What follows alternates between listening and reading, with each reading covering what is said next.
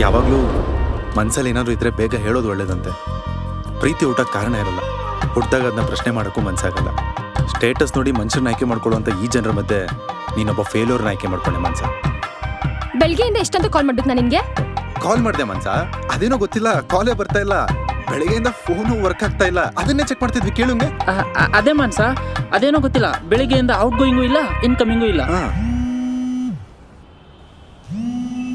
ಒಂದ್ ಮಾತು ನೆನ್ಪಿಟ್ಕೋ, ನೀನ್ ಇದೇ ತರ ಇದ್ರೆ ಲೈಫಲ್ಲಿ ದೊಡ್ಡ ಫೇಲ್ಯೂರ್ ಆಗೇ ಉಳಿತೀಯ. ಅಪ್ಪ ಅಂದ್ಮೇಲೆ ಭಯೋದೆಲ್ಲ ಇದ್ದಿದೆ, ಮಗನ್ ಲೈಫ್ ಹಾಳಾಗ್ಬಾರ್ದು ಅನ್ನೋ ಭಯ ಅಷ್ಟೇ ಅವ್ರಿಗೆ. ಏನು ಅವಳು ಏನು ಹೇಳ್ತಾಳೆ ಅಂತ ಯೋಚನೆ ಮಾಡ್ತಾ ಇದೀಯಾ? You can leave now.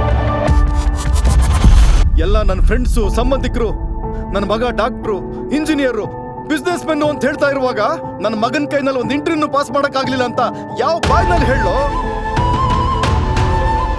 ಏನೋ ನಡೀತಾ ಇದೆ ನನ್ನ ಜೀವನದಲ್ಲಿ.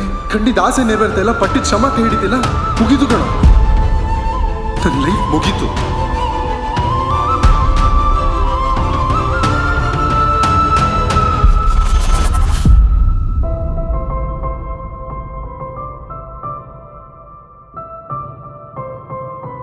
ಅರ್ಜುನ್, ನೀನ್ ಖುಷಿಯಾಗಿದ್ಯಾ ತಾನೆ? ಹ್ಞೂ ಅಮ್ಮ.